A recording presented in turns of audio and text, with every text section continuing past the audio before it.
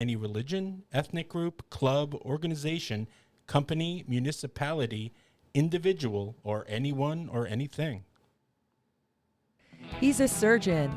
He's a 100-ton boat captain. He's a lieutenant on Seaside Heights Beach Patrol in New Jersey. He's a member of the Coast Guard Auxiliary. He's Dr. Michael Kachmar. Need answers to your medical questions? We have them. Listen in to hear latest on medical topics related to all that and more. Hello, everyone. This is Dr. Michael Kachmar. Welcome to Scrubbing Up with Dr. Michael Kachmar. Today's date is February, I think it's the 20th of the year of our Lord, 2024 AD. And we're here back again. We have Jeremy. Jeremy, you want to say hello? Hey, everybody, how you doing? Dropped out Jeremy. What? So, we had a little absence. We've been doing these shows for about, 3 years now? Yeah. We were on WOBM for a while, and then we started doing our podcast. We're on all of the major podcasts. Can you put our email up, Jeremy? Just for everybody to know, I'm a physician. I work out of multiple hospitals. I'm a foot and ankle surgeon, and my name is Dr. Michael Kachmar. And Jeremy's going to try to put it up here. So this is my email address if anybody wants to grab a hold of us. It's drkachmar@icloud.com. That's drkachmar@icloud.com. So we, Jeremy is my sidekick, and I'm the moderator here. And we talk about medicine. We talk about politics. I think you said what is it? Mixed bag. A mixed bag. We were thinking about rebranding the show and maybe calling it the mixed bag because we always say, we talk about that's everything. what we talk. So the right. mixed bag with Dr. Michael Kachmar is what I'm thinking. We're still thinking about it. Well, our whole thing is that we look at medicine, and over the past few years with this coronavirus, politics and medicine were really hand in hand. And everything we talk about does have some medical ramifications in it. One of the things that we're going to talk about today, which is very interesting, and it's on a lot of people's minds, is this Tucker Carlson interviews of Vladimar Putin. And you say, well, what does medicine have to do, and why we're looking at it? Well, my thing with this, with what's going on in Ukraine, forget about we should be there, not should be there. But if people are all saying, the Russians are bad, you got to get rid of Putin, bad. Okay, well, how does that happen? In other words, it's all good to say that. It's just like, I want to get rid of, you want to get rid of your girlfriend, or you want to get rid of your house, you want to get a new job, But how do you actually do that? Well, right now there's a war going on, and there's tens of thousands, if not hundreds of thousands of soldiers that are dying on both sides. Now, they're running out of men. I think what I hear and I read is that Ukraine is running out of men. I think the average age now is like 40 years old of soldiers in the Ukraine army. Now, if we, the United States, want to keep funding this, okay, fine. But what happens, what's next? What that next could be is that we need to get involved with soldiers. In the United States. Well, we don't have enough soldiers. People don't want to volunteer. So the next thing is we're going to have to start bringing back the draft and drafting kids. Right. So the question is, and Since you brought up the draft, this is an interesting question I wanted to broach you. Where do you see the Ukraine war stacked up against wars like Vietnam, Korea. Or Korea, yeah. Well, it's interesting because the Vietnam War, we fought that against communism, and actually the Korean War was the Chinese. If you talk to soldiers or look at the history, it was North Korea, but we were fighting the Chinese. When we were at the all the way up at the Chinese border, the Chinese sent, 1 million soldiers down and pushed us all the way back to the 46th parallel. Vietnam was the communist China. I mean, we were fighting the communists. It's always the communists. And Russia is involved. But Russia is not the only communist country. You have a big one. It's China. And for that matter, South America. There's communists. But the big thing is, Cuba. So my point here, though, and then we'll look at this interview. No, like Vietnam wouldn't they? we weren't allowed to call that a war. It was a police action. A police action. Right. So where does Ukraine stack up? Well, we don't know. I tell you what, it looks to me like it's going towards a Vietnam or a Korea. Right. And those wars, we lost 50,000 men. This time we could lose hundreds of thousands. So the big question to what is it, Generation Z? Is it? Yeah. Yeah, I think that's the age group. Are you guys willing and able to fight and possibly die for Ukraine? Because we may have to bring back the draft, and you guys may have to fight. So everybody's talking about democracy. We're going to spend money, but eventually we could throw all the money in the world. I don't know. I think you have soldiers, and people die in war. Who's going to fight? The Germans, the British? Like in World War II, you had the Allies. So you had all the countries got together. Who fought against Hitler were the Americans, were the British, were the Australians, the Canadian, and a whole bunch of others. And in the beginning of the war, we fought the Italians and the Russians, because then the Russians, came on our side. My point is, though, let's listen to this interview because this is interesting. Yeah. And Jeremy, you could, put us. So go to the iPad. We're gonna play this. We're gonna start this up in a minute. So hit that iPad icon there. Okay. So let me start this. Okay. The following is an interview with the president of Russia, Vladimir Putin, shot February 6, 2024 at about 7 p.m. in the building behind us, which is, of course, the Kremlin. The interview, by the way, this as is Tucker Carlson. If you watch it, is primarily about the war in progress, the war in Ukraine, how it started, what's happening, and most pressingly, how it might end. One note before you watch. At the beginning of the interview, we asked the most obvious question, which is, why did you do this? Did you feel a threat, an imminent physical threat? And that's your justification. And the answer we got shocked us.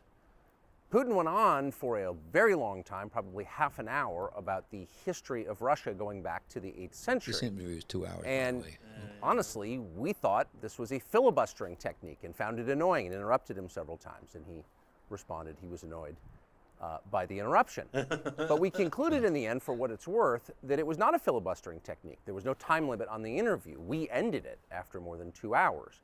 Instead, what you're about to see seemed to us sincere, whether you agree with it or not. Vladimir Putin believes that Russia has a historic claim to parts of Western Ukraine. So our opinion would be to view it in that light, as a sincere expression of what he thinks. And with that, here it is. There we go. Mr. President, thank you. On February 22nd, 2022, you addressed your country in a nationwide address when the conflict in Ukraine started.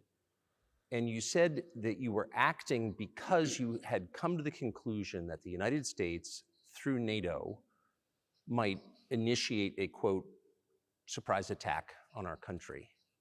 And to American ears, that sounds paranoid. Tell us why you believe the United States might strike Russia out of the blue. How did you conclude it's a street fight. It's not that America, the United States, was going to launch a surprise strike on Russia. I didn't say that. Are we having a talk show or a serious conversation? And I think he knows English. I think he knows English. It's a formidable, serious Because your basic education is in history, as far as I understand. Yes. So if you don't mind, I will take only 30 seconds or 1 minute to give you a short reference to history for giving you a little historical background. Please. Let's look where our relationship with Ukraine started from. Yeah. Let me put this on hold for a second. So, I'm trying. no, I do it here. So we just put it on hold. So here's the thing. What I think is very interesting, and you mentioned this before. You said to me, how many people interviewed Putin? Now, he was interviewed years ago. It was a great honor. I mean, remember all the celebrities that went to Russia and met Putin? Yeah. He's a rock star. And of course, years ago, we journalists would look at and interview a lot of people. So I don't know. You asked me why it was so controversial. Why everybody's all bent out of shape. Let's just say it clear. The media went nuts when they found out that Tucker Carlson was not only going to interview him, but he's going to Russia Maybe they're jealous because they couldn't get an interview with him. But no, but Do you know how many views he had so far? I think this is like 200, 300 million views. because after all the stuff that was done and has been done, especially with the Ukraine thing and for anything, the back when the Russian colluding thing, when supposedly Putin's supposed to be chit-chatting with Trump and all of that, Tucker actually asks him about it. Yeah. So, do you want to listen any more to this, or we want to just talk about it? We could just talk about it. Yeah. So go back to the regular camera here. So I think it was just important that we premise what was going on here, and I have a couple points about this. The one thing is that I've been watching this for years and years.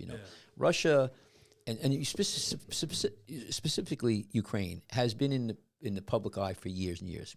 Remember with McCain, there was a coup going on. He was involved, and we've been involved there a long time. Yeah. The one argument on one side is that Putin is not going to take over the world. Again, I'm naive. I'm not CIA. I have no idea, and I would not sit here and propose to say this. But this is, I'm just a common Joe. I read. I try to understand what's going on. But and I look at history, and I was around for the Vietnam War. My father fought in World War II. A Korean War, my uncles. So, and war is terrible. So getting back to this, Russia, there's arguments here that they're going to take over the world. He's going to, move on Poland and all, and, I don't know. I mean, to me, I don't see any evidence to that. So I say to the people out there, show me that evidence. So that's number one. He may, with this interview, and what I'm understanding is that he wants to protect and have, Ukraine as a buffer zone. He doesn't want it to be part of NATO. He doesn't want missiles, there, nuclear weapons. And so I think that part of that is that they want to have their own sovereignty. Now, you remember, there's about 100 million Russians. They don't have a big army. They're not as sophisticated as the United States with regard to military, I don't think. But they're a formidable power. They probably have as many nuclear weapons as us. So how are we going to destroy, the Soviet Union? Okay, you're going to overthrow Putin. It seems to me like the country's doing very well economically, and they love him. A lot of people. Now, again, I don't know. I'm not there, but I read the news and everything. I don't know how much of it's bullshit, but to me, it looks like the guy is pretty well. With it too, right? So because you have to bear in mind also from the people's point of view, what we've been getting from media sources and such was that he was actually in quite ill health. And that he's going. He looks pretty good. He looks pretty good to me. Yeah, he did, didn't he? He looks like now. So here's what I want to tell everybody out there. Slide. Right. Here's what I want to say to everybody. You know what? Again, we don't know. I watched Hawaii Five-0. I watched the old Mission Impossible.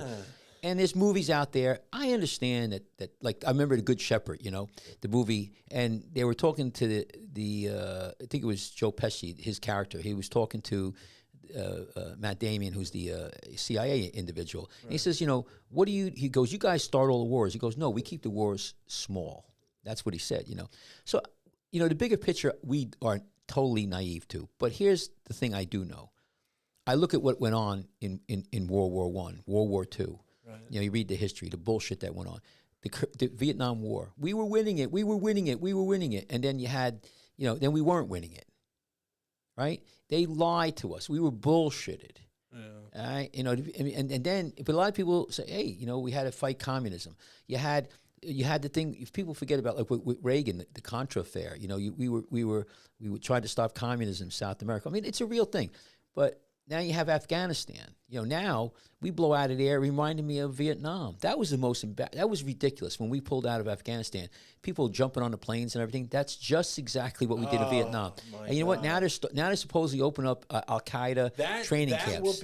That will one day be like they'll be showing that in history classes. Right. So let's get back to this thing with the Ukraine. I don't know how important it is for us to be there. I don't have but here.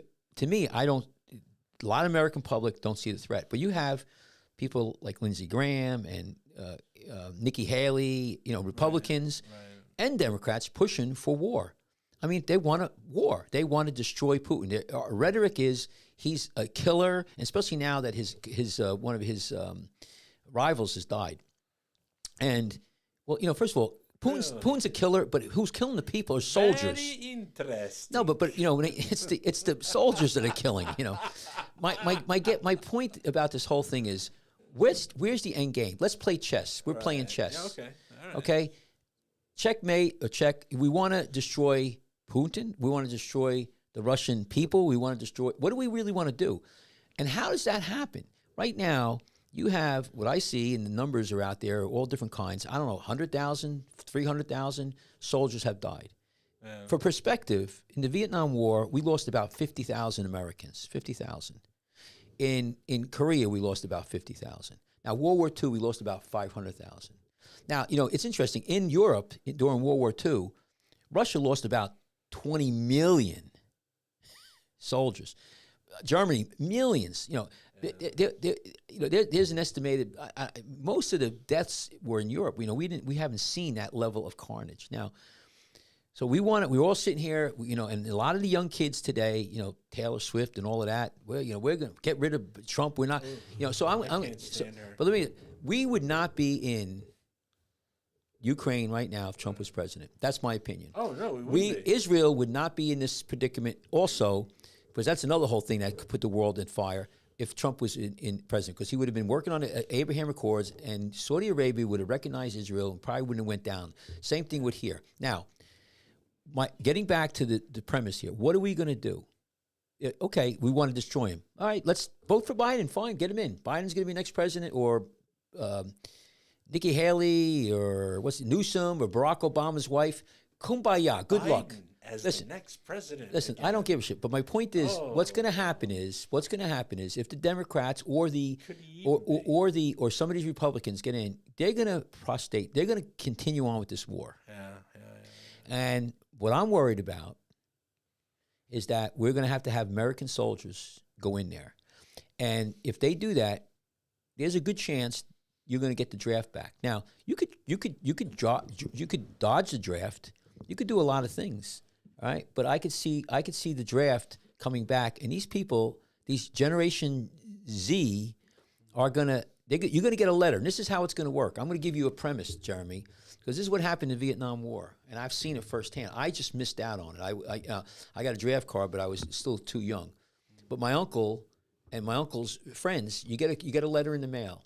You got 30 days to report to the base. Yeah.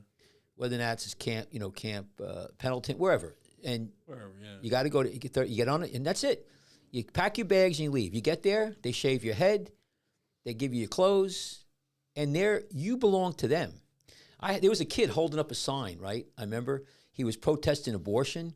He goes, "When did the government ever control a male's body?" Because he says his premise is that we're controlling women's body with abortion. Well, I can tell you right now, your ass is there. You don't listen to them. If you say I don't want to go into the military, they could arrest you. You could go to jail. They'll put you in. What do you call it? Fort Leavenworth. You still can't burn the draft card. It's against law. You could burn the American flag, but you can't burn the draft card. So anyway, this is where I think it's an interesting thing. Where is the end game? Forget about arguing why we're there, should we be there, but to win, to beat Putin with as much nuclear weapons as we do. Right? You can't stop. You're gonna start lobbing nuclear weapons? No. Can you hit him economically? Well, you know what? He's selling oil to China. He's hooked up with China. China's loaded. So I don't see us killing him economically. So what we're going to do is we're going to have this war on the ground. And how many American soldiers? So I'm going to say this before you come in, Jeremy. Ahead. Will you, Jeremy, or your kids, are you willing to fight and possibly die for Ukraine? No. I don't even have to think about that. Okay. Last week you gave me this really difficult question to answer. That one, no brainer. No. How many kids in this country, Generation Z, think are willing to do that? I don't know what they're willing to do now. I mean, they certainly can't do anything. I mean, like the training they would need to actually go to war would be, just mental. You know. But the thing is, people don't understand. They everybody thinks about democracy. Democracy, where you have a say in what you do with your life or liberty, is gone in a war. Yeah. Talk to soldiers in World War II. Talk to Vietnam War. Talk to Korea. You got drafted. I was around for the Vietnam War, and these young people say, it can never happen, Dr. Kachmar. It can never happen. Okay. You know what they did in World War II? The Japanese bombed. First of all, when people got to understand history, when Franklin Delano Roosevelt was running for his, second term, or just before the war in the 30s, he ran on a platform saying, no, our boys are not going to go over to Europe and fight. They were fighting over there. Yeah. And they felt it was a European war. They didn't want to have nothing to do with it. Of course, about 6 months later or whatever, I guess he got elected in election was what, November, I think. So maybe 3 months later. When was Pearl Harbor? December, what was it? Live in Infamy.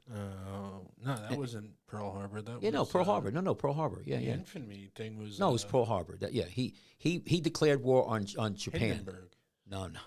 A day they'll live on in infamy. No. That was different. No. Oh, that was the hypocrisy. Yeah. No. So what I'm saying is that he his rhetoric was, and what happened is, they bombed Pearl Harbor. Everybody in this country wanted to join. My father wanted to join. Uncles, Harry, we're gonna get go after those guys, and it was all about the Japanese. Yeah. Of course, we had to go fight in Europe, but after that initial patriotic exuberance, that's a good sobriety, word for it. People emotion. Well, then they started saying, "Well, wait a minute, I could die. I could, I don't want to lead the farm. I don't want to." So what happened is people started saying, "No, I don't want to go fight." So the draft had to start kicking in, and they started drafting people. And there's a book written and there's a movie. It's called I think Private Kovac. I might be wrong on this. Huh. And they tried him. He didn't want to fight.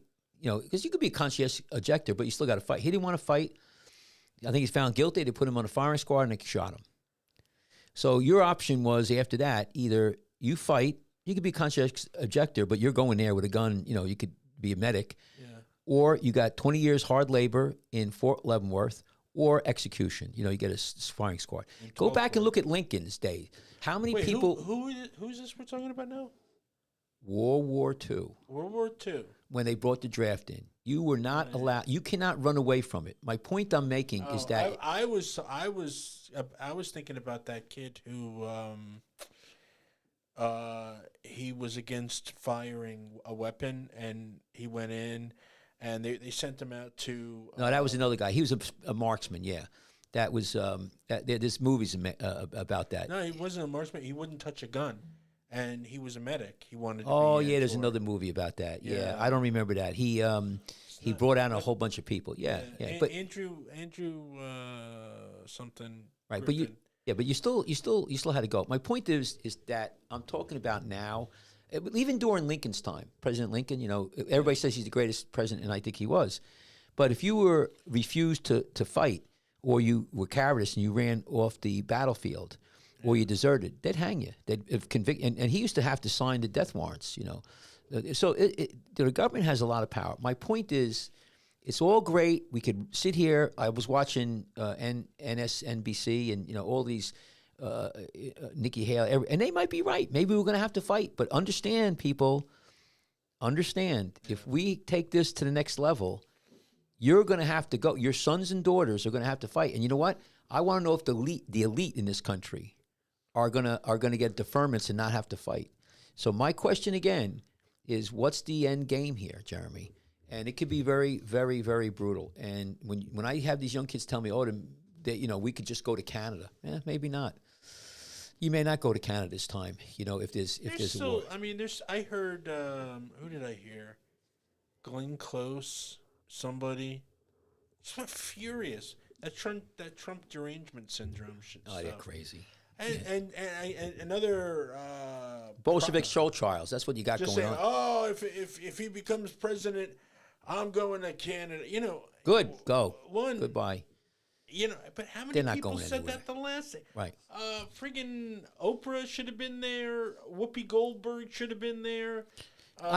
Jeremy, I had somebody about 2-3 months ago was telling me about January 6th. They said it was the worst thing that ever happened to the Capitol. Worst thing in history of, so I go, listen, I said, you know what? Do you know that in 1954, four Puerto Rican nationalists went into the House. Congress was in session. They had automatic handguns. They unloaded 30 shots into the chambers before they were subdued. They hit 6 congressmen, 6. Nobody died, believe it or not. They were charged, convicted, and President Carter pardoned them. 1980s. I don't remember what days, twice. I don't even remember hearing about that. Twice in 1980s. A woman who belonged, this woman, her name was Susan Rosenberg. You could look it up in the internet later on. Right. She belonged to this Mayweather underground communist, whatever. It was some kind of organization. They blew up shit all over the time. Back in the 80s, blowing up everything was the way to go. She blew up the Capitol twice. Her and her friends. When they caught her, she had freaking tons of explosive on her. She got convicted and sentenced to 59 or 58 years in prison. For all I think she supposedly killed some cops in these bombings, wherever it was. President Clinton pardoned her.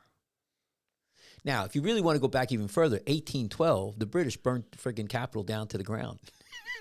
So the worst thing in the world, listen, the worst thing in the world. Yeah. I mean, that's just. But again, if you talk about what's going on with Trump now, and I don't want to get into a rabbit hole, but this thing that's just lasting in New York City with this judge, there was that's a classical Bolshevik show trial, and there's going to be huge ramifications if that doesn't get overturned because they basically there was nothing there. And that's that. So what's the next builder or next individual if they don't like you? They're going to go after you politically. So anyway, I don't want to talk about that anymore. But listen, let's just talk. So let's close this thing with Tucker. Thank God, first of all, for Tucker Carlson. He's unbelievable. He is. And you could people say what they want, but that guy with that, he's probably 300 million people have saw in that interview, maybe more. Talk about a hero story as well. The guy gets beat down and fired from his. Well, he didn't get beat down. Trust me. Yeah. Well, listen. Yeah, I shouldn't say he that. Had clauses and stuff where he couldn't work here and there. I guess you're right. You're right. I take that back. But no. The guy. Thank God we have Tucker Carlson. Thank God another guy who is Elon Musk. Because that guy what he did with Twitter. And I want to say another thing too while we're on this bandwagon. And that was here. the clips that we showed earlier were from the Tucker Carlson network. All rights. We're here supporting the guy. Yeah, what you're going to see, 100 years from now, Trump is going to be looked in a very good light. I don't know what the end of him is going to be, whether or not he's going to be president. Yeah. But already what he did, people say all these things about him, what he's going to do when he becomes president again. He was president for 4 years. He didn't do any of that shit that they're alleging he's going to do. Yeah. So, but getting the heroes, you got a lot. But they painted it up though. They created they're scared. Something. They're scared, right? Something to be complaining about for 4 years. The other thing is what they're also going after, which I think is talk about going after democracy. They're going after Clarence Thomas, and this is his court, the Supreme Court. That guy is a patriot. He's a conservative. Thank God we have him on the court. He is unbelievable. And I tell you, history 100 years from now is going to talk about what he did and what he went through. You should read about his life. Yeah. He had a tough bringing, and his wife, they're true patriots. And there's people smearing them.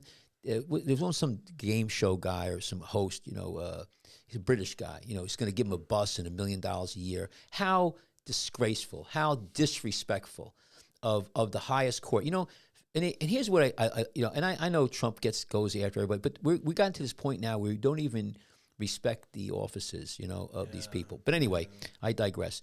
But getting back to this, let's finish this with Putin in an interview. I think that what it brought out and it needed to be done is we are having discussions now of what are we doing there, why are we there, where are we going to go, what's the end game, and I could tell you right now. I don't believe we would be there if Trump was president, and I think that if Trump becomes president, we won't be there. We'll be out of there. Yeah. Now, but if Nikki Haley or the Democrats get in, we're going to go to full war, and maybe it's not going to turn into World War III, but you're going to get drafted, and there's going to be tens of thousands, if not hundreds of thousands, of American soldiers getting killed, and you're not going to have a choice in it. They're going to come. You're going to if you don't. You want to see a head spin? I mean, and it'd be interesting. You talk about people going crazy, and they say, "Oh, it'll never happen." I lived through it. I just want people, Generation Z, to go talk to the Vietnam veterans, talk to people who lived back in the day of Carter and when we had all of this shit going down.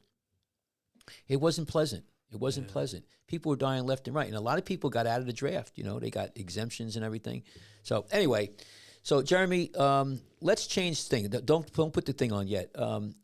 So the next thing I want to talk about is another thing, drug overdoses in this country, drug overdose deaths. Oh, that's right. Yes. And just hold. Listen, let me finish. So here's the thing. Yeah. When Barack Obama was in president for 8 years, it was starting to creep up, and a lot of it. And I'm talking about drug overdoses. It was 30,000, 40, 50,000. A lot of it was stuff coming over the border, the drugs, and specifically fentanyl. Now, it was big with one of the things that was really bad was Percocets. Remember, everybody, doctors. It was all the doctors' fault. Well, now the Percocets are done. They're not even in any. It shut that down. You know what? It's even worse now. So it wasn't the friggin' doctors.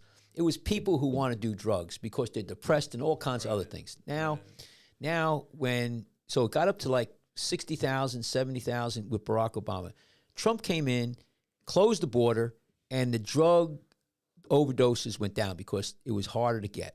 Yeah. It wasn't as much drugs. And I'm talking about fentanyl is the big one, but there's all kinds of other drugs. Right now, the cartels in China are supplying the ingredients and making the methamphetamine, which is a very powerful drug. And then there's other things. There's these tranquilizers, animal tranquilizers. We did a couple shows on it. So now you have the Democratic Socialists in government now. Don't make any. It is not Democratic Party. These are Democratic Socialists, AOC and people like that. Go look at their web pages. Go look what they want. They want open borders, which we have. There's no border security. So they're flowing in. A lot of people say it's great. We need the work. We need the workers. The other day I had a guy deliver a package to my house 10 o'clock at night and came to the door. Nice guy. I don't think he spoke any English. He looked, like he was from South America. Okay, so we're hiring these people.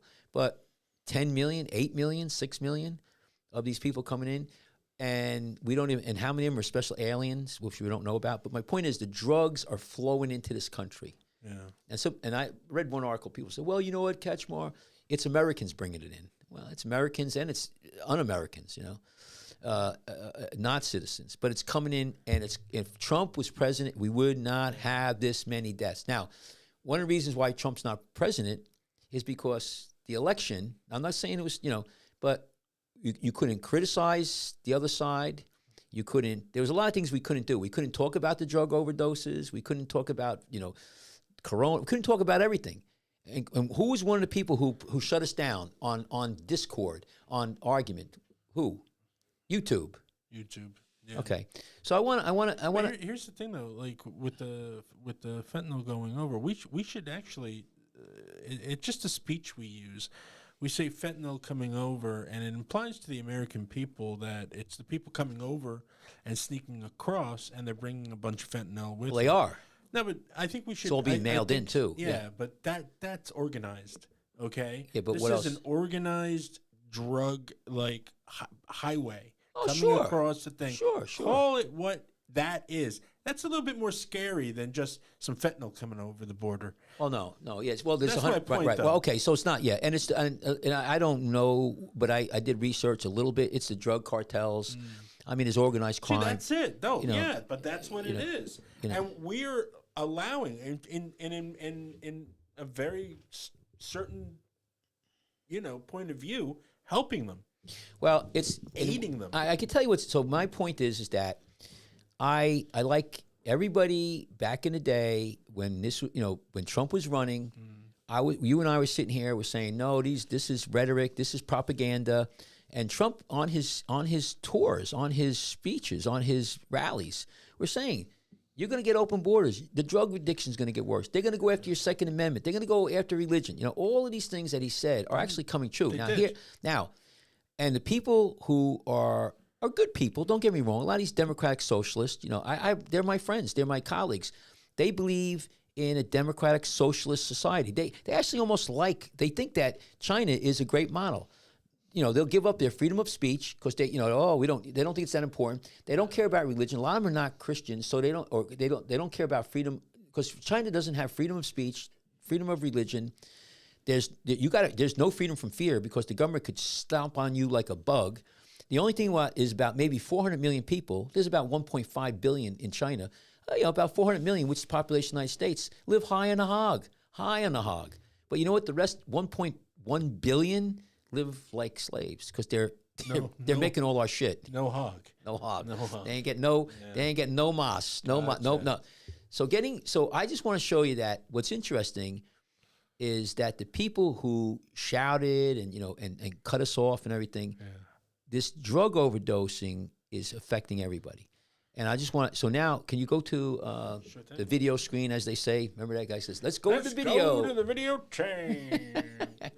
So this is tragedy here. So this is a 19-year-old son of former YouTube CEO found dead at UC Berkeley. And this is horrible. I have to tell you right now, Ocean County, New Jersey, where I practice at the hospital, was the epicenter before Corona hit of drug overdoses. Ocean County, I saw so many kids come in who overdosed, and we were taking their organs from them, organ.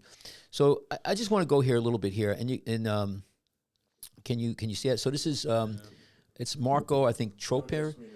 So the son of a YouTube CEO was found dead at 19. A tragedy. He was a freshman at UC Berkeley campus, was found unresponsive on Tuesday. This article, let me see, when was this written? This was done February 17th. So this is a couple days ago, right? What's today? Today's the 20th. So when did this article come out? 3 days ago. So unresponsive Tuesday afternoon at his dormitory, spokesman said, after he was located. Okay, so shortly, and the cause of death is not currently known, but there are no signs of foul play. The grandmother now. Wait, who's this woman in the blue? She is the CEO, former CEO of YouTube. YouTube is the one who shut everybody down. How many times were we shut down on YouTube, Jeremy? Yeah. How many times did they criticize us for talking about the COVID or talking about the drug overdoses or talking about anything? They throttled us. Well, so now this poor woman, so now what's happening is the grandmother believes that Berkeley student died of a drug overdose. I don't know. She goes here. He ingested a drug. We don't know what it was in it. One thing we do know, it was a drug. All right. So wait, are they saying that because she was the CEO of YouTube and was responsible for chopping down any talk? No, nobody's talking about that. That's my opinion. No. They're just saying that a kid died and he's famous because his mother was the former CEO. But it's a bit ironic, though. I mean, well, I'm pointing that out. Yeah. I'm pointing out multiple things. First of all, this epidemic in this country. It's an absolute sin that boy died. Listen, he shouldn't have died. And my point is, there's multiple things here. I want to dissect it. Number one, Jeremy. Number one is that when Trump was in, it was going down. It was maybe 60,000 deaths. Now it's 120,000. Yeah. Okay? That's not even talking about the suicides. Mm-hmm. Where is it coming from? It's coming from the border. It's coming from the organized drug cartels. Yeah. But it's a byproduct, in my opinion, of open borders. The open borders are a byproduct. Stop. Open borders are a byproduct of this administration, Biden administration. Biden's administration is a byproduct of the propaganda that was shelled out and to villainize Trump during the election. How many people would have voted for Trump if they knew that the Russian collusion was false? Or that Biden now the stuff's that coming out about all his stuff about the laptop. How many people? The laptop. Remember the laptop? Now they don't even talk about it anymore. The laptop. He said that. Remember the laptop was false. Now nobody even argues that it's not real, which is another whole thing. Because how the hell, if you run a criminal organization, right, like the Biden family, like it is a book by Peter Schweizer called Profiles in Corruption. What gets me, if you're that sophisticated, why would you let your son, who's obviously addicted to drugs, have any access to the business at all? And to leave a laptop. I actually thought it was bullshit. I'm like saying to myself, there's no way that they're that stupid. Yeah. There's no way that that has to be a plant. And now they're coming out like, no, it's not. So not only are they, supposedly crooked, they're stupid. Yeah. Which is why I always thought that The Sopranos were really scary, because those characters were dangerous and they were dumb. Right. And now we know the truth, that they're actually like that in real life too. Well, no, people are like that in real life. Yeah. Listen, this is my prayers and my condolences. I lost a daughter when she was 23. Yeah. There's nothing that you could ever rebound from. You'll never be the same. And I don't care. But you know what? Our actions and what we do and what we want to have done and have action. And I can tell you right now, we're in a crisis. This open border, it's nice to have immigration. My grandfather came here from Russia. I'm a product of immigration. I'm all for immigration, but not open borders. There's a thing called special alien status, or special aliens, special interest aliens. These are people who come from really bad places. We have no idea how many are here. Right. Remember, my granddaughter, in her book, one of her school books, it talks about Trump and how he put the ban on Muslim countries, and how that was equated that to what Franklin Delano Roosevelt did with the internment camps with the Chinese, which is bullshit. They were chopping our heads off over there. So they conflate everything. So now you have this. You have our kids, our young people dying.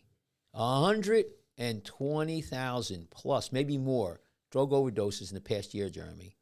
And that's not even talking about how many people are living in the streets, having wrecked lives, really bad. So anyway, I thought that was, an interesting thing. So our hearts go out, but so one more here. So now let's bounce over here on keeping this theme going up. Mm-hmm. So this is where you came in. You were right on the target. So you said it's organized, right? Yeah. So here's your article, Jeremy. Mexican and people who are on the podcast, by the way, you need to go to our Facebook or YouTube video. Yeah. Go to YouTube and you can see all this stuff. I'm sorry that we do the podcast, and I try to articulate as much so people don't see this, but it's so hard to do this stuff nowadays. Some things are just visual. Yeah, it's really visual. Yeah. So here you go. Mexican drug cartels are targeting America's last best places. Cartel associates have flooded Montana with fentanyl and methamphetamines. That's, by the way, George Floyd, right? He had on board what's called a speedball. He was high on fentanyl and methamphetamines. Did you see that the interview with Tucker Carlson, by the way? It was a movie called The Falling of Minneapolis. I direct people to watch it. It's called The Falling of Minneapolis. Really? It talks about the George Floyd trial. Basically, what they're saying in there, it came out, and I don't see anybody just stop saying it's slander, is that basically George Floyd, the initial autopsy, he died of cardiovascular disease, complicated by drugs and restraint. So, it's a little bit more. And also listen to this. When he was on the ground, I watched this movie. I know we're bouncing all over the place. Yeah. They got him out of the car, right? They got him because they tried to put him in a police car. He wouldn't go in. They put him on the ground, right? He was on the ground. The whole time he can't breathe, he can't breathe. I watched the whole video. It's really interesting because they showed video cam that I never saw. And he was stopped one time before for, whatever. And he started saying, I can't breathe. And also, this is his, he's been doing this before. They got him on the ground, right? Remember, 36 seconds or 38 seconds from the time he was on the ground to the time a phone call or a request was sent for the ambulance. That wasn't what I heard. I heard basically he stopped breathing, they called the ambulance. Right. As soon as they got him out of the car and put him on the ground, they called for an ambulance, 38 seconds. And also, supposedly the hold that they put him on, where that was they asked for permission for that hold. Go watch the movie. I'm just saying what the movie says. It's called The Falling of Minneapolis. You get on Rumble, maybe YouTube. Maybe YouTube don't have it. But anyway. Candace Owens did a great documentary called, I think it was called the Greatest Lie Ever Sold. The story of George Floyd and she completely stripped it down as what a BS sort of thing. Well, what they did to the police there were terrible. Yeah, it was just Hatchet, political bullshit. Anyway, let's concentrate on this. So here we go. So Jeremy, so fentanyl also set up operations in Indian reservations where law enforcement is scarce. Again, this is you said it, and you make a good point. This is organized drug penetration into our country. This is February 10th. Open borders again. The people in Arizona didn't want to have Carrie Lake. She would have shut this down. She ran on a policy of closing the friggin' borders. Yeah. Why did she lose? I don't know. Is it the best interest of the people? So here, this is, and you could go on here, which is pretty interesting. But it says, on the evening of March 17, 2020, a former Mexican police officer working cartel left in his hotel room, walked across the border.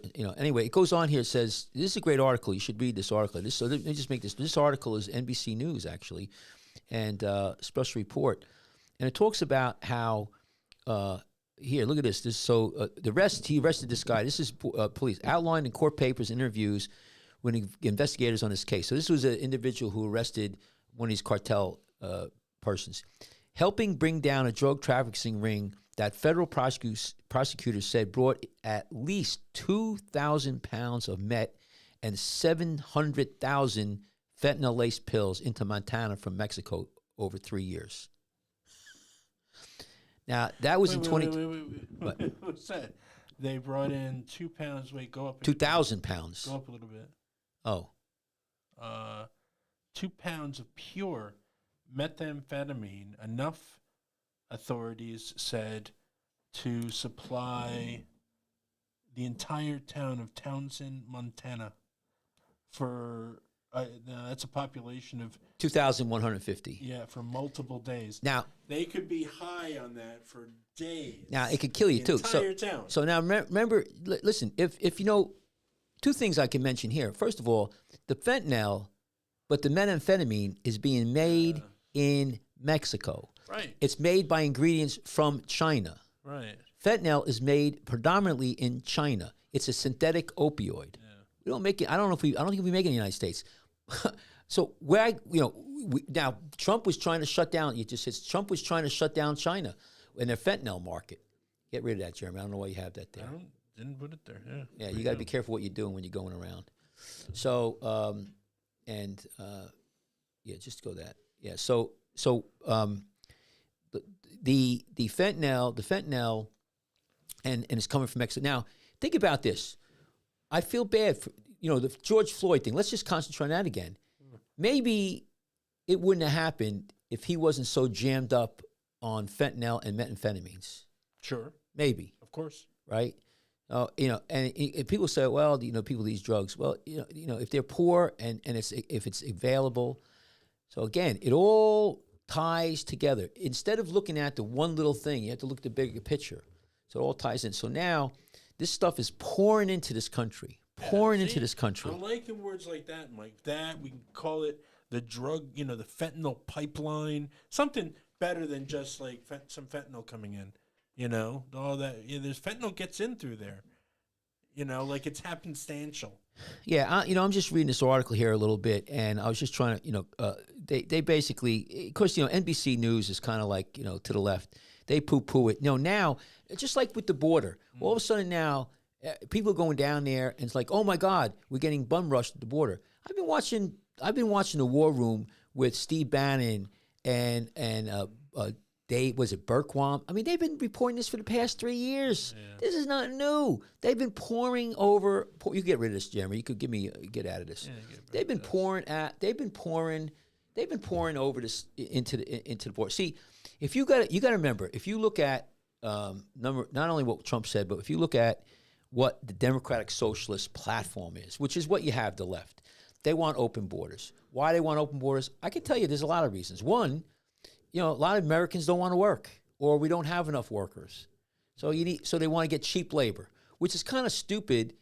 I mean, it's counterproductive to the people like the blue collar workers, because they're going to be displaced by these illegals that are coming in here. Right. So good luck on that. They want to so they get cheap labor, and probably they don't give them as much bullshit, And you got people who are going to buy. You just said it: cell phones, consumer goods, Walmart, Home Depot. They're gonna be doing stuff. So they're buying everything, and they're giving them. The United States is giving them a lot of money. I was going to do an article here too that how now the VA is taking. But every bill they try to get passed is providing these people with even more money. Yes, they want incentive. Right. There's a thing called citizenship in this country. It's not something that happened. It's something that's happening. Happening right now. Well, you talked about you don't feel sovereign. The whole idea about being a United States citizen is being weaned down. If you let everybody into this country indiscriminately, then being a citizen is nothing. Yeah. You're a resident now. Yeah. And then you could be a resident. You could be a subject. You could be a slave. So my point, you can't do this. They and also I think they want to have votes. I think maybe they think these people are going to vote for them.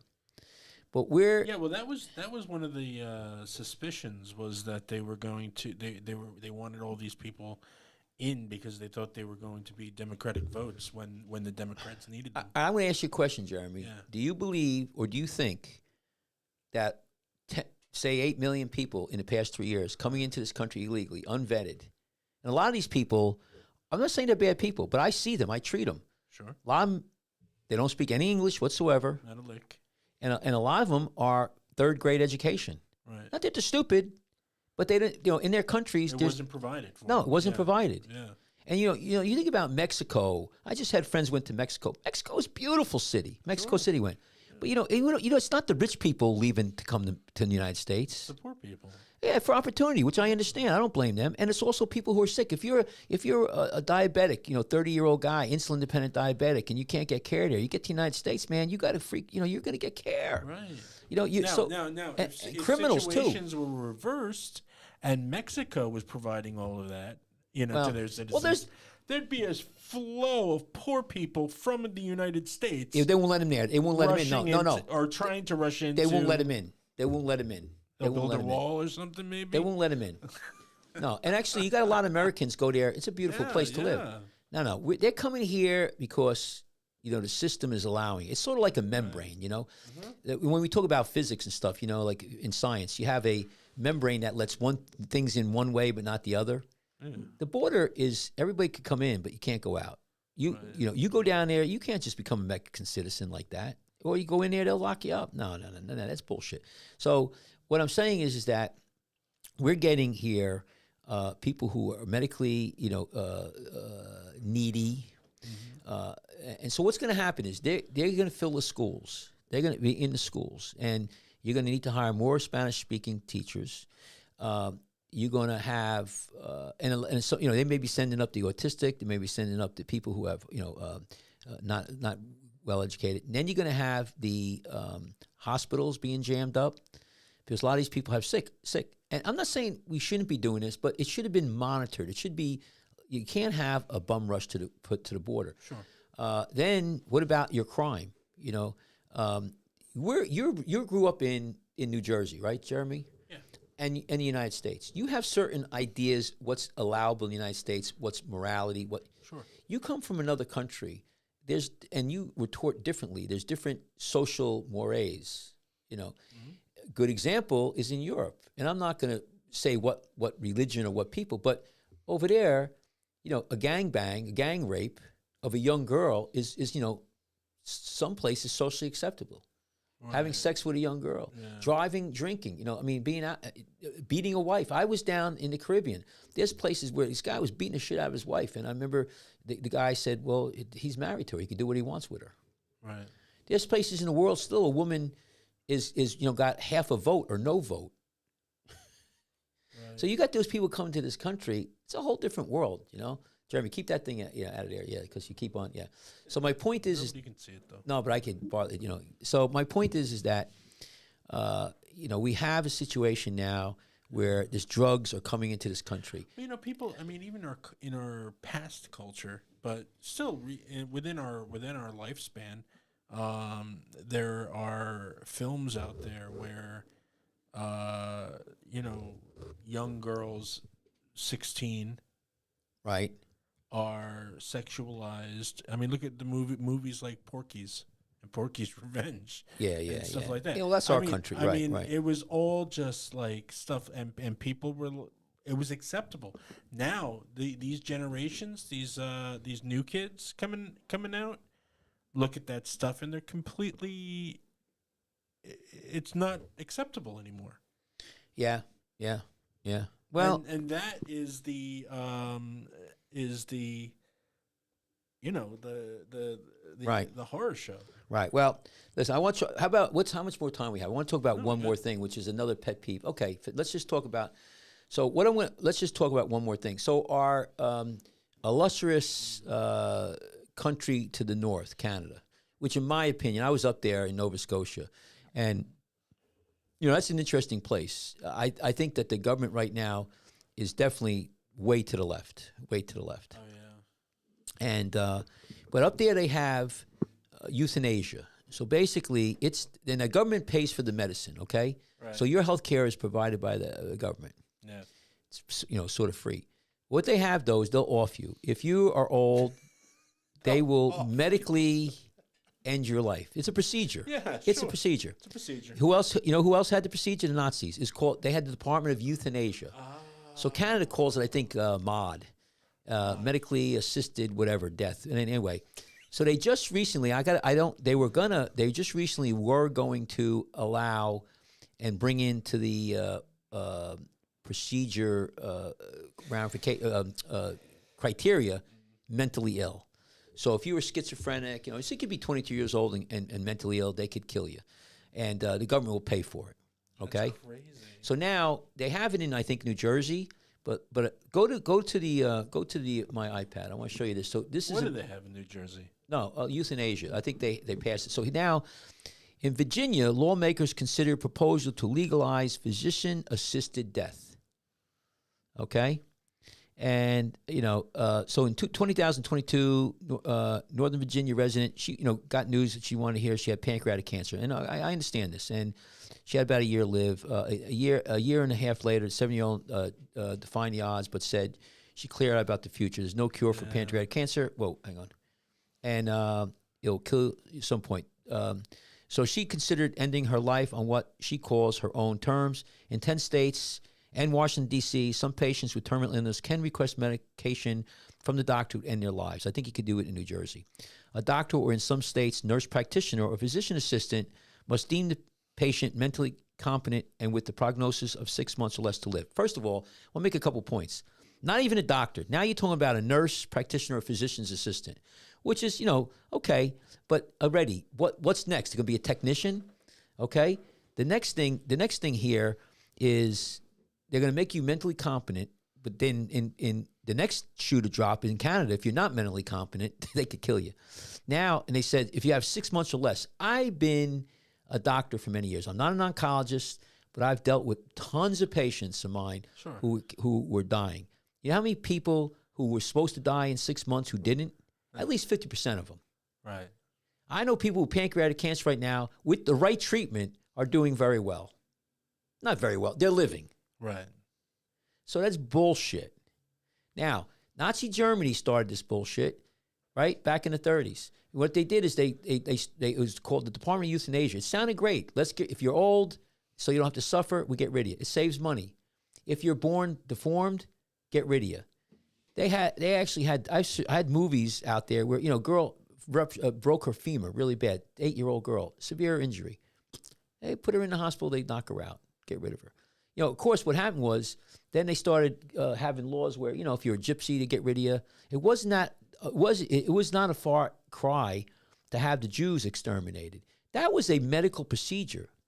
You got to go look at Germany when the trains rolled up to Auschwitz and all those other places. There was doctors and nurses there taking you in, deciding who was going to be killed and not based on, health. If you were sick, you were done. You came there and you were coughing and everything, you were gone. Right. But if you look like you were healthy, they'll keep you going for a while. So my point is that, this is dangerous shit, especially if the doctor gets paid for the procedure. What about this, Jeremy? You're 80 years old. I don't know. You got some, disease, and you got a $2 million life policy, and your 3 kids are, can't wait to kick you off. And the doctor says, "Listen, I need, we could knock him off. He's brain dead. I can't talk to him." You're like sitting there going, you're blowing bubbles. Sure. You're raking. No idea. No idea. And like, let's sign the papers. You're done. They get the $3 million. Right.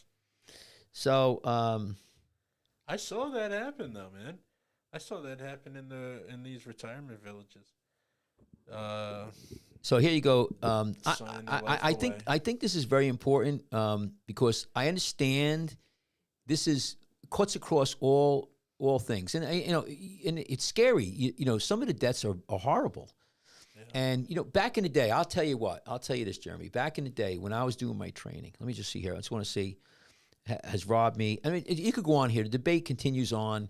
And here, I just want to, critics of the physician assistant death include some religious groups, disability rights advocates, and the American Medical Association. Last year, the AMA's legislative body voted against changing its stance on physician assisted death, which its code of ethics describes as fundamentally incompatible with the physician's role as a healer. Just why you don't have doctors in people who are sentenced to death in the prisons. Why don't you think you have doctors go in there and knock them off? I can knock, you get an anesthesiologist, they can knock you off in 2 seconds. Yeah. But they don't do it. So, I understand people want to get, out. When I was doing my training in the hospital, there was doctors, people came in terminally ill. The doctors would put them on a morphine drip, right? And just drip them out and they would die peacefully. Yeah. Now, was that assisted suicide? Was that right or wrong? It happened. And still today, when people are on hospice, I'm very sure, they're hurting, right? They just, drink that shit, and so it happens, and nobody's going to say anything. So yes, but it's how do you do this? How do you help somebody go over that, pass away without necessarily killing them, making them comfortable, but also not incentivizing their death? Right. You see what I'm saying? Yeah. And how do you know? Okay, you get diagnosed. I mean, say you're schizophrenic, or it's terrible. Again, do you end somebody's life because of that? It's a tough one. But I can tell you right now, more and more states, right here. What did they say? How many states now have this in this country? And where does it go after that? It's got to be a physician. You have to be mentally capable, and you have to have a disease where you could be 6 months or 3 months. Who knows? Mm. Next thing is it could be a year. Next thing it's going to be, if you got Alzheimer's and people can't take care of you, or you don't have the insurance. What if you don't have the insurance? And listen. So instead, I say, Jeremy, I could save your life. We're going to take your pancreas out. We're going to give you chemotherapy. It's probably going to cost $300,000, but for $6,000, we can knock you off. Now, if you don't have the money, what are you going to do? You have no alternative, or do nothing. If we're running out of food as well, Soylent Green is people, isn't it? So what is it here? Suicide booths. If the bill fails in Virginia, patients who have the time and means to travel and move through the bureaucracy of medical regulations may still have options. Last year, the governors of Oregon and Vermont signed laws allowing out-of-staters to access physician-assisted death. Green plans on establishing residency in Washington, D.C. to access option. Just so you know, Washington, D.C., out of everywhere in the United States, has the most late-term abortion clinics. Mm. You go there and get an abortion 2 days before you deliver. There's no consent. A 12-year-old girl can consent 2 days before they doesn't matter. Graduate high school. New Jersey could do the same thing. New Jersey is right behind Washington, D.C. You could have, an abortion. Insane. at 12 years old without parents' consent, and the state will pay for it. And also now the transgender stuff. I'm waiting for that. That's the other shoe to drop, where they'll cut your whatever off, and you could be underage, and the parents don't have anything to do with it. So this is where we're going, Jeremy. And I can tell you right now, it's very, very, very dangerous. And I think so. Here says nobody. So here says established. She's preparing for other contingencies. She said she doesn't know exactly how her final weeks or days will go. Nobody does, Green said, and that's really, I think, what people need to remember. You never know what's going to be in your future. Well, you will do if you sign the papers and the doctor comes in and knocks you out. But is that murder? Is that assisted suicide? And is suicide is suicide a good thing to do? And should we be fighting for ourselves? Suicide is on the rise. These people who ODing on drugs, Jeremy, the 120,000, a lot of these people, it's a mistake. It's a poisoning, but there's a certain amount that don't want to live anymore. Right. Who's driving the bus, Mike? Not me. Not me. Listen, I feel bad. You could go back, Jeremy. Put me Sure. Put me back on the screen here. We'll give the long view. We're going to pack this in. I don't know, Jeremy, what the answer is anymore. I think we could talk about it. I think this is why we have a show here. We should discuss this stuff. Yeah. And, I think it's good that you have people who, like me, I'm 60. I'm going to be 67 years old. I lived a lot of years on this earth. Yeah. I don't know everything, but I do know this. I know that there's still, in this world, greed. There's still people who are deceitful, greedy, evil, it's psychopathic. They don't care about anybody or anything. They just care about themselves. They're narcissistic. And unfortunately, you're going to have that. I had a discussion with somebody talking about, let's get rid of all the guns.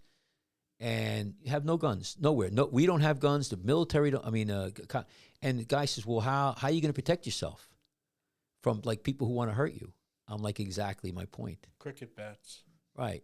So and Mao, Toshi Mao, who ran China, he said basically how you control the world is at the barrel of a gun. So we haven't evolved to the point where, things are better. The United States government, the United States and the Declaration of Independence, and the Constitution and the Bill of Rights, not perfect, but it's I tell you what, it's better than most of the world. Right. Now, we're crumbling. We have a lot of problems in this country. And, people saying the Middle East is better, parts of Taiwan are better, or even allegations Russia is nicer. And what the problem is that it's not that our system is bad. It's that we have a lot of bad people who got into the system, and a lot of people are not informed. Ben Franklin said it. You could have a republic if you keep it. We need to have people in this country who are informed, not necessarily smart, or not saying people are dumb. You need to be informed about history. You need to be informed about what goes on, and also the Christian, Jewish Christian faith. If you don't believe in God, you're an atheist. That's a big problem. Yeah. And I can tell you, I hope, I say hope to God, I hope that we go back and start looking at our Christian, roots. I just was reading. Being open-minded too. It's not a bad thing to be. No, but if you look at the FBI or whatever they're saying, Christian nationalists are the worst thing. You had that guy, what's his name, Rob Reiner, made a movie about Christian. They're coming out, and so you know what? I just say this is. What kind of world do you want to have? Do you want to have a world? See, Rob Reiner's worth about $200 million. So no matter, he could go live in China and be very, very, have a great life. Meathead. Yeah, but if you're, meatless. So it cracks me up. When he was the character he played in All in the Family, he railed against the Vietnam War. Lake Stivic. He's railed against the Vietnam War, but now he's part of the elite democratic socialists who are pushing friggin' Ukraine. Right. I don't get it. Neil Young, right? Remember, he was bitching, moaning, and groaning about people on Twitter and YouTube, and he was railing against. He says, "I'm not going to be on YouTube or whatever he didn't or Twitter because of the shit, And he was the one back in the day that was railing against the government, right? About the Vietnam War and all that shit. Kent State. 4 kids got shot by National Guard. So he was a rebel. He had the sideburns, long hair. Now he's on the other side because he's worth, a couple $100 million. Now he's the elitist. Same sideburns. But I don't get it. I don't understand how, they could sit and look at themselves in the mirror, and like another guy too, like Howard Stern. I listen to his. I don't listen to him anymore. What I mean, the guy is like, I've never been a fan, but yeah. But I mean, these people. So anyway. I feel bad now, like, and you talk about, like, I don't want to get into, like, celebrities, but there's people out there who listen to these celebrities who have nothing in common with them. Right. This one girl, she's, I don't want to say her name, she drives in a jet. She's worth $1 billion. They don't live in our world. They don't have to worry. They don't have to go in an airplane with a smelly bathroom. They don't have to worry about carrying a gun because they have security. Nobody's going to get close to them. Right. So my point is that, but people will listen to these elites who live in a different world. And that's another thing, too. You have these politicians who are passing laws that don't affect them. It affects us. So anyway, so what's the answer, Jeremy? The answer is God's in control. We'll see what happens. It's going to be interesting with this election. But I want everybody to, Jeremy, how about on our way out here, we talk about what we do. Can you put our Sure. So I'm Dr. Kachmar again. This is Dr. Kachmar, Scrubbing Up with Dr. Michael Kachmar. If you want to get a hold of us, I have a webpage, JerseyShoreFootAndLegCenter.com, JerseyShoreFootAndLegCenter.com. My email address is drkachmar@comcast.net. If you want to send us a message, you're not happy with what we say, or you come on our show. We invite people to come on our show. We do have able to Zoom in. We have a phone. We didn't use it today, but we're going to fire it up again. We do this hopefully every week, and we invite comments. Jeremy, you didn't have the comments up today, so I don't know if we had any comments. Next time we have to put that up. Yeah. And anyway, listen, this is Jeremy. You want to say goodbye? Yeah. Hey. Bye, everybody. Jeremy was a little under the weather last week, so he's coming around. I'm still getting myself back together. He's a little in the fog. He's a little in the fog. A little hazy. But he's not his witty, rhetorical self right now. But we're gonna bring him up. We'll bring him up. We're gonna give him some Red Bull next time. So he's got Red Bull there, but that's the yellow. That's the yellow Bull. I need the industrial. Yeah, the industrial. All right, everyone, listen. Everyone, have a nice week and weekend. We'll see you next week, next Tuesday. Check in and see how we're doing. Take care. Bye-bye.